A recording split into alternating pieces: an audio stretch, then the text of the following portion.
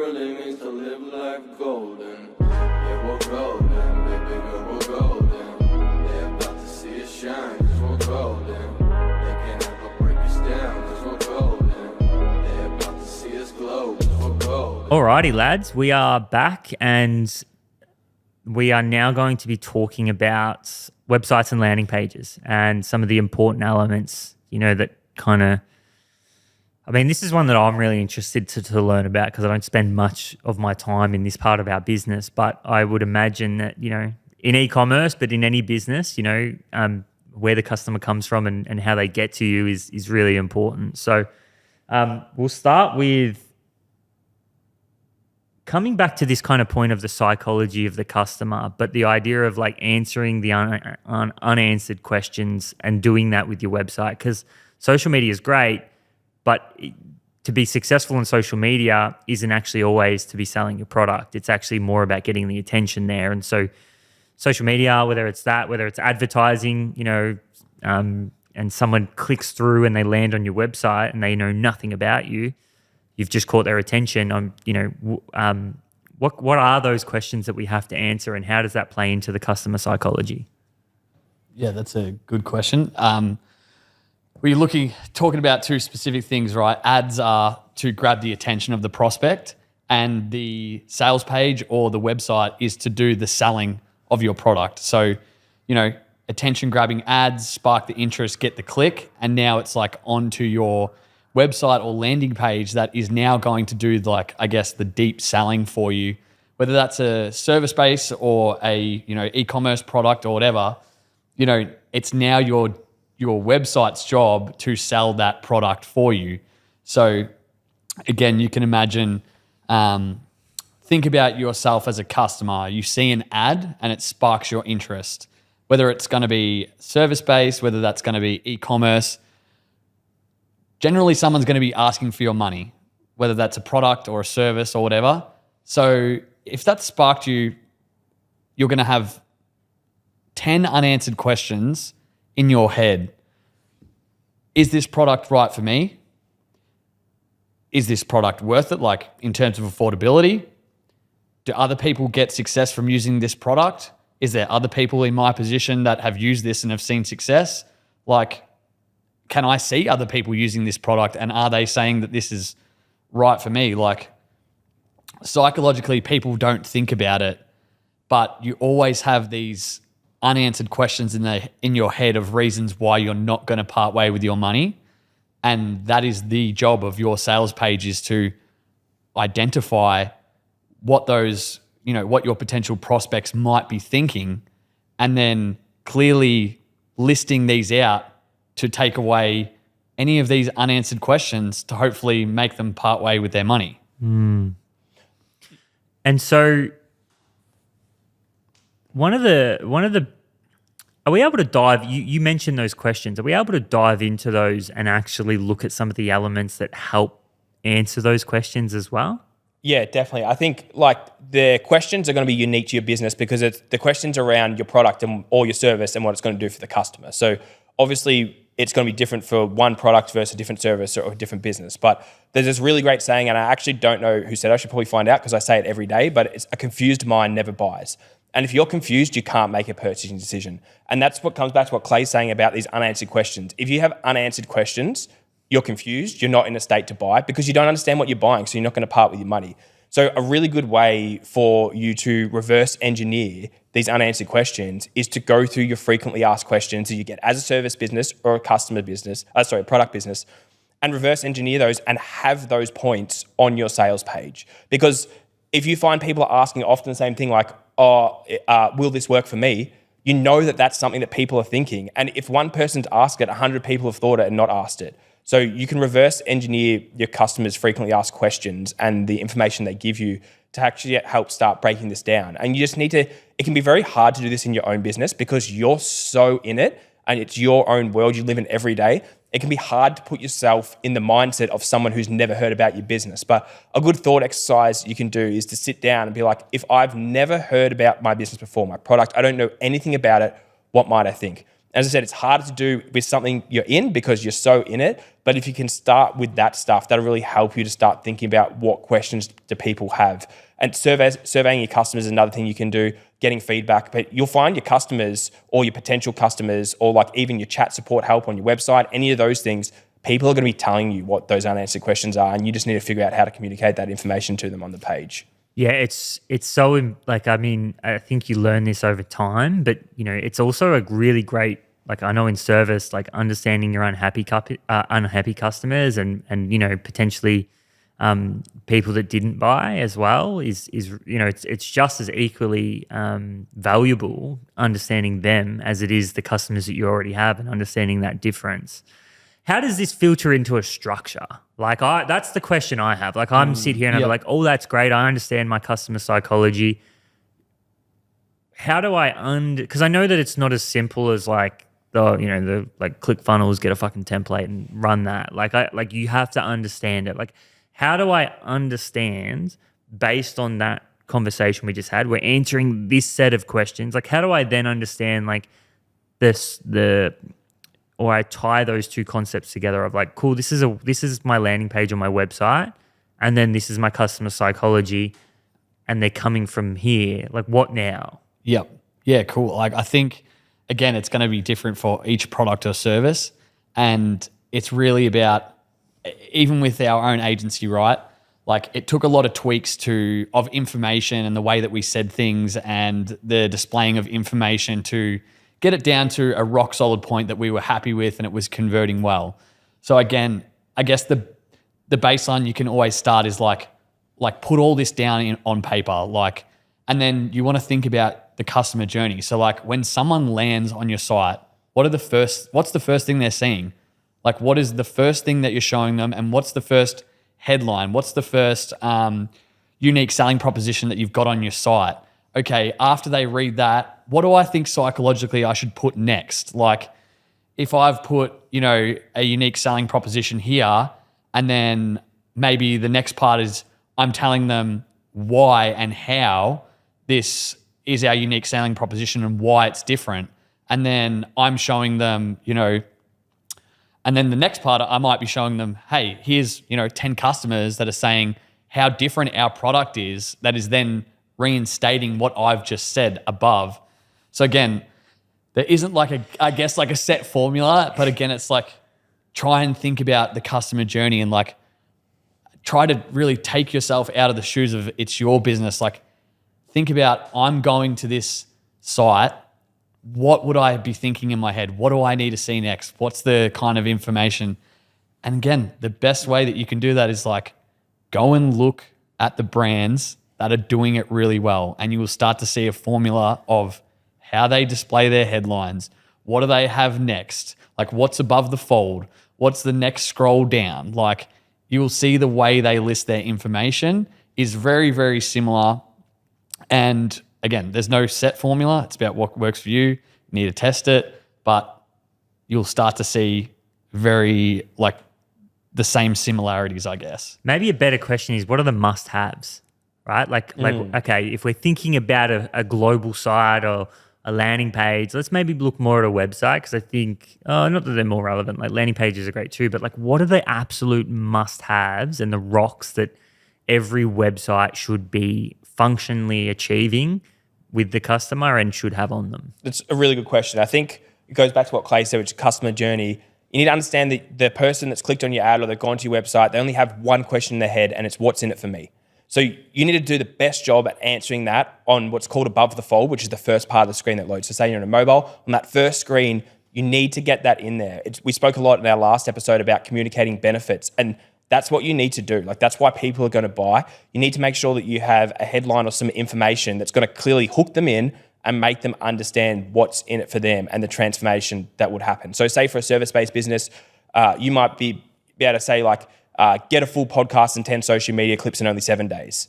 That's a hook, and it's a benefit, and what's in it for them. And you need to have that. The most important part is that above the fold, that first screen, because it doesn't matter how good the rest of your page is. If they don't get past that first part of the screen that loads and they're out, they're never going to look at the rest of the information. So I'd say one thing that you really want to make sure you get up high is the benefits. And this is what we touched on last episode, but people buy benefits, not features.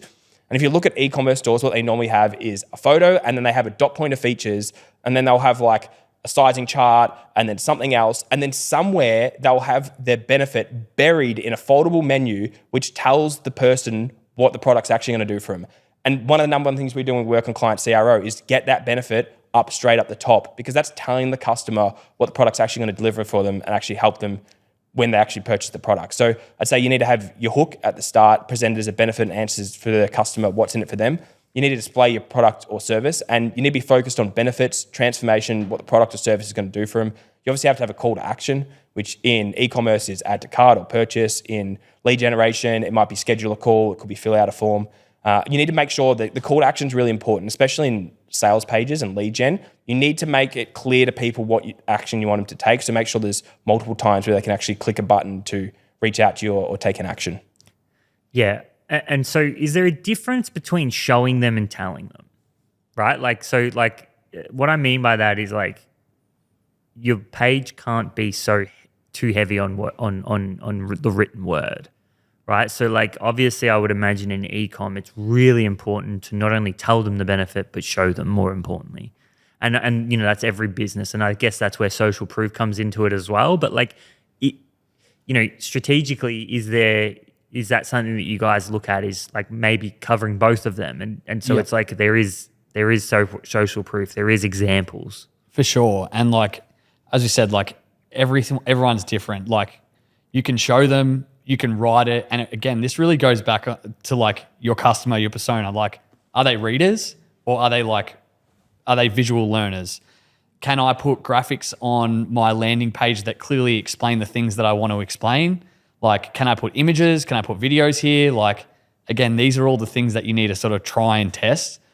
And again, like probably a perfect example of we audited a supplement keto brand the other day, right? And spoke to him maybe like 6 months ago, had a really bad experience, come back. Now, I just looked at his site and he's selling, I guess, like a weight loss supplement. So fitness, supplements, super skeptical, and you're sort of tipping the psychology of the customer is someone that's looking to buy a tablet to lose weight might have bought multiple of these products before. They've had 6 gym memberships over the last 3 years. Correct. So you think about all the questions that these guys are going to have in their head. Like, is this another pill that's just a scam? Like, what side effects does this have? Is this going to work for me? Can I see other people that are similar size to me and have they lost weight from it? Like, how much does this cost? Is this like the same price as other products out there? What's the difference between this and anything else that I've taken? And it's like, it didn't have any of that. And then I look at, you know, another brand, for example, they're called Obvi. They're a massive brand in USA. I go to their sales page and it's just like all these things that I was thinking they had clearly listed out. And their product page for one product was literally like, it was scroll. And they had like scientific studies on there. They had before and afters. They had, you know, graphs. They had everything. And like they'd done such a good job of like thinking about all the potential questions that their customers have had. Well, they've obviously thought about it, but then over time, like they nailed down. They know exactly, they're surveying their customers. They know what are their pain points, you know, what are the unanswered questions they have, why, as you said before, like interviewing your customers that didn't, or potential customers that didn't buy, like why, what was the reason why you came here and you didn't buy? Like all this stuff is invaluable, and they've just developed this, you know, if someone went on it, you're like, wow, this is so much information, but it really depends on what your product or service is, because if you're selling, you know, a service for say $5,000 or whatever it may be, well, people are going to need a lot more information than just a couple of graphs and whatnot. Like they're going to need to be super sure. So again, there's never one answer for everyone. And it's really about finding out like your customers and finding, I guess, like the right formula that's going to work for them and for your business. And obviously that's going to come down to how much, sales you're doing through it, and can you think you can improve it? Yeah, and I think to piggyback off that, like with your question, Carl, what Clay said is like, you're right. You don't want to have to make people work for it. Like if you just bombard them with information, that's going to create a confused mind as well. So the objective just with all marketing is get the message to them in the most simple and clear, easy to understand way that they don't have to work for. And if you go check out, like if you're at home, definitely jump on and check out Obvibrand, because it is a really long page, but they've done such a good job at condensing down the information and giving it into the way that's easiest to understand. So when they're talking about the scientific results, they have a graph because you can look at it and immediately interpret the information instead of having to read a slab of text. So on your sales page, you want to get the information to people in the way that's easiest for them to consume. It could be a video, it could be images, it could be dot points. It's going to depend on your brand and how it's laid out. But that's the key behind it. It's like, you've got to have all that information, you've got to have those answered questions, but you can't expect people to sit there and read a 10,000 word essay on your product. Like, you've got to make it easy for them to consume. Team, just a short break. I want to say a massive shout out to our major sponsors, BizCover. They are a big reason why we get to do what we do every single week. These guys are professionals, they care about your business, and they care about the business and startup community, which is something that I really love and a reason why we chose to partner with them.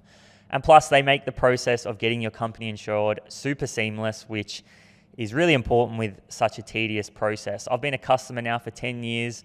I have made claims. It has been super easy. As I said, with such a tedious process, these guys are the best in the business. As part of the Startup Diaries community, they have given us a promo code, which is Pivotal25, getting $25 off your business insurance policy. Make sure you head over to bizcover.com.au. The link is in the show notes. Get your company insured with a great company. We'll head back to the episode now. Something that, I've pieced together in my head as you guys have been speaking is, you mentioned the customer journey before, but also not only is the information simple, but is it in the right order? Like you mentioned the structure, and I think structure can be different, obviously, for every brand, but really understanding your customer psychology when they land and what do they want to see. So like, okay, the first thing they should see should hook them in. It should engage them, which, for, was it Obvi? Yep. Like, they're probably hooking you in, and then because they hook you in, they can actually deliver you a large set of information to get the sale. Whereas if they were putting something random up the top and they're not engaging you, like unless that very first 5 seconds captures my attention to want to keep reading, I'm probably going to scroll through and say, well, what the fuck is this? Like, there's no way I'm spending 5 minutes of my time reading this. But if they hook me and they go, like that very first second I'm on the page, it's like this thing hits me in the eyes and I'm like, fuck, that's me. Yep. Yeah. Right? Or like, oh shit, like I've been through that. Then it's like, okay, great. Like, yeah, cool. I'm going to read this because they've got my attention. And I think like that's what I'm getting from what you're saying is like, there's no one way fit for every business, but it's like, understand that customer, understand the journey you want to take them on. And more importantly, structure, not only get the information right and put all the information there, like, but structure it in a way that's going to keep them wanting more and more and more. And I think about sales because that's the way I'm driven. But like, what I always try to do is like, one, make sure the person doesn't feel like I'm trying to, you don't want it to feel like a sales call, even though we all know it is. Yep. But I want to get them nodding. Yep. Right? Like, that's for me is like step one, nodding, like get them nodding. And the more they nod and if I continuously get these nods and like, I do it through simple truth or false questions. Yep.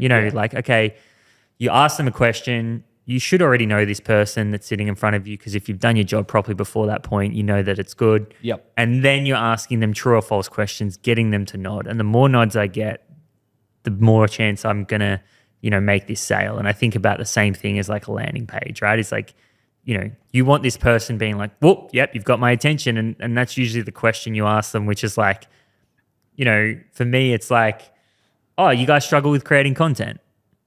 Oh, cool. Like, is it because of the inputs? Is it because of the operations? Is it because you don't have someone creative in your team? It's because you really don't like, dancing on TikTok. Yeah. And they're like, oh my God, there's no way we can do that. And I'm like, oh, great. Like podcasting is really efficient, like, and so like, and they're like, oh, like they're like, yeah, like more, right? And I think it's like very similar to that. And again, I'm sales driven. So like, if you asked me to structure a landing page, I would like before today, I would have been like, oh, I'll struggle with this. But I think that's what I'm getting from this. It's like similar to how you structure a sales call.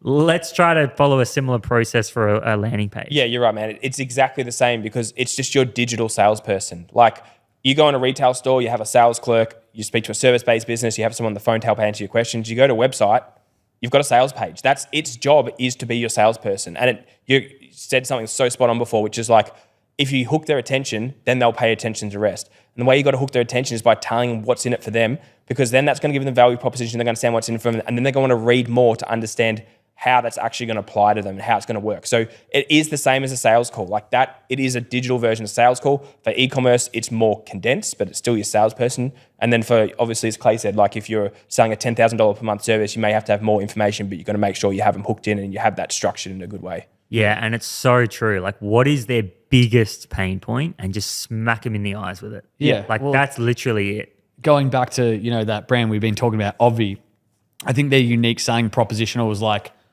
burn stubborn belly fat. So it's like that's the thing that's hooked people in, and specifically targeted at women. So you land on that page and it's like burn stubborn belly fat, and then they're like bullshit, and then it's like okay, the next part here is we did a triple blind reverse study that showed that women aged 40 to 60 lost on average 1 inch of body fat like in a month by taking this supplement. And they're like, holy shit. And then it's the next one. See, 50 women like you who have used our product and burned inches off their stomach. More. But it's like, I started with the hook, then it's like, shit, like obviously my hook is burn stubborn belly fat. The next thing they're going to be thinking is like, bullshit. Well, bullshit, here's the study. Bullshit, here's the customers that you can see clearly use it. Bullshit, here's the testimonials. Here's more things. It's like, that's how, like, obviously we're talking about customer journey, but it's like, that's how you can start to think of it. It's like, you've got your hook, the thing that's driven them in. Okay, what's the next thing? They're going to be like, if you've got an outrageous hook, like we guarantee, 100,000 podcast followers in 1 month. Well, it's like that person's going to say bullshit. But then the next part is you saying, here's 10 of our customers with a video saying that, you guys, Kyle got me 100,000 followers. Okay, I'm reading on now. I'm interested. What more do I need to show them? So it's like, that's how you need to start thinking about your customer journey and what's the next thing that's going to flow on from, my hook, my headline, my value proposition. What do I need to show them next? Okay, what do I think they're going to think about next? And again, there's no set formula, but it's like every good, sales page or e-commerce business, they will be constantly trying to test and improve this. Like, can we make this better? Can we make this look better? Can we use this headline over this headline? Like, again, it's all about testing and finding like a winning formula that works for you guys. And I mean, I agree wholeheartedly with all of that. I think that's great information. And even for me, it helps me kind of conceptualize what I need to do if I'm going to be embarking on building, some sort of page. How important, I mean, this is probably more an e-com business. And I actually remember Timmy saying this to me in the early days, was like they were so on it with their customer service and with their customers, but also potential customers with their website and actually communicating with people and helping them at that point of purchase. How, is that a massive opportunity for businesses? Oh, for sure. The gold mine in e-commerce is return customer rate. You can acquire someone once from ads and they come back and buy a second, third, fourth, fifth time through email. It's all profit. There's no cost to advertising apart from your goods. So customer service is everything. And the brands, you watch the brands that have done well, the ones that become e-commerce giants, they have loyal customers that come back and shop with them multiple times, which means they're not dependent on customer acquisition. They also understand that acquiring customers is going to allow them to grow because they can back on their customers coming back and forth. And that is all part of the customer experience and the customer journey. And once again, that's like FrontRunner have done a lot of, everything right. And they looked after their customers. They've created a loyal fan club of customers. And that's all reflected in the way they do everything on the website. But having that, if you want to grow any kind of business, like a service-based business, referrals, that all comes from looking after your customers, return business. It's how all good business is generated. Like if people are only buying from you once, but you have a product they can buy multiple times, you need to look at why they're not coming back and buying. And Yeah. It doesn't matter if you're McDonald's. You know, if you go to the same McDonald's all the time and they constantly fuck your order, don't give you your sauces or forget your shit, well, you're just not going to go there again. And it's like, I think a lot of people, I don't know what it is, but like e-commerce, people seem to think that, I don't know, that doesn't exist. But like, man, the smallest things like replying to comments, making sure your inboxes are on time, like getting back to people ASAP, replying to emails. Like, obviously there's drainers out there, but it's like if someone has one bad experience, people are looking for any excuse not to buy from you again. So like, we live in a world where people want things like that and they can get things like that, instant gratification. And it's like they buy from you and then they don't hear from you for 3-4 days. It's like they're not going to trust you to buy again.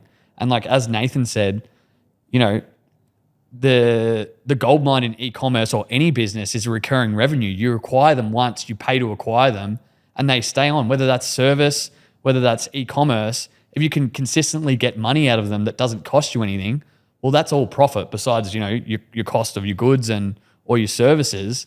But like, whether that be a product or a service, they need a service. It's like, if you don't reply to your comments, if you don't post, if you don't get back to your emails, like, if you have a bad returns policy, if you like. It's why Amazon's the most, like, you know, it's like Amazon, why they are such a successful business is like they just don't give you a reason to leave, right? And Never. like the idea of them doing their own fulfillment, like, is such a big one. And the customer service that you get at Amazon, and you kind of mentioned it before, is like Jeff's thing is like, you know, your margin is my opportunity. But the idea of like, you know, like I think it's like 79% of families and households in America have Amazon Prime. Yep. yeah, Like that is so fucking wild. But the idea of like you keep stacking this value and you just don't give them a reason to leave. And that's where that customer service and I mean, if we're thinking about smaller business, like Amazon is such a big business, but if you think about smaller businesses, like I think even in what I do, it's our biggest opportunity. Is like, it's not the function. It's actually what we wrap around that, which, you know, and that's for us, we see it as a massive opportunity. But I think for every business, it's just such a huge opportunity. Yeah. And it's the exact same for our agency, right? You know, we speak to so many people, or we work with people who have, you know, gone to other agencies, or I said, you know, have had someone in their marketing team and they've been burnt. And like, we've found all these frequently asked questions, like all these pain points that people have had. You know, they sign up with a marketing agency and they get pumped to a junior. So like, okay, our service is you sign up to our marketing agency, you speak to me or Nathan, and you work directly with me or Nathan. Because we know that's a pain point for people, but that's also good customer service. People want, if you're selling them on the phone and then all of a sudden they never see you again, like that's bad service. So we knew that, okay, that's a pain point that people have, and probably at the detriment of our business. You know, me and Nathan work closely with everyone, so we're really capped at how many people we can work with. But we never wanted to be that kind of agency that, you know, got someone in, was taking their money. There's purpose behind what you do. And they never saw us again. And okay, these guys don't really give a shit about my business, my brand, or my profits or anything. They were just here to sell me on the phone, and I never see them again. So like, that was super important to us when we started, that we were going to be different, like at the expense of. It's a USP. yeah. It's our unique selling proposition. And it's customer retention. Like that's our equivalent of return customer rate. It's like our customers don't buy from us once and then go and come back. They stay with us. So ours is all around customer retention. It's like, to bring it back to the topic of this conversation, they're the points that are on our sales page. Like, you will work with us directly, not be palmed off to a junior. Another pain point that we know that clients have in our industry is they get sold by a marketing agency and they get locked into a 6-month upfront contract. So we offer month to month because we believe they should stay with us because we're getting results. But that's what's on our sales page, which comes back to what we spoke about in the last episode about marketing psychology. So it always all ties together. But I think the basis of it is like, you need to understand the people that you're talking to so you communicate this on your landing page, on your sales page, in the communication, on your website. Yeah, it's such a good conversation. we're going to wrap this episode there, but I mean, I think that should give you conceptually a really good understanding of, more importantly, the principles of selling. Yeah. Rather than building a landing page, which is kind of what we're doing. One last quick tip for people. The best thing you can do is go look at really successful brands in your industry that do large amounts of sales and spend heaps of money on advertising, and study their landing pages, because they have spent millions of dollars putting spend to it, had heaps of traffic, and figured out what works, and you'll be able to pick up consistencies on the way it's structured. And that is the best thing you can do. Go look at successful brands and how they have it structured, because it's structured like that for a reason. Don't just copy them either. Love it. Make it your own. That's the whole thing. Like, understand what's, your business, your customers. Yes, you can follow the formula, but don't just copy what someone else has done. Make it unique to your customers, your problem, their problems, their needs, their wants. Like, make it personalized. You never see any of these massive multi-million-dollar brands that are just ripping someone else's thing. So again, make it your own. Don't just go and rip it. Love it. Thanks, guys. Hey guys, so if you're an e-commerce business and you're doing $30,000 per month or more in recurring revenue, and you want help scaling but beyond $100,000 or $200,000 sales months, you can book a call to speak to myself or Clay at swaydigitalagency.com. You can fill out a form and book a call that suits your time. Or if you're currently doing $30,000 per month or under and you need help building the foundations of your business so that you can start to scale, we actually have a new coaching program where you can learn from myself and Clay, and you can apply for that at swaydigitalagency.com/coaching. Yeah, we're golden, baby girl, we're golden. They're about to see us shine, 'cause we're golden.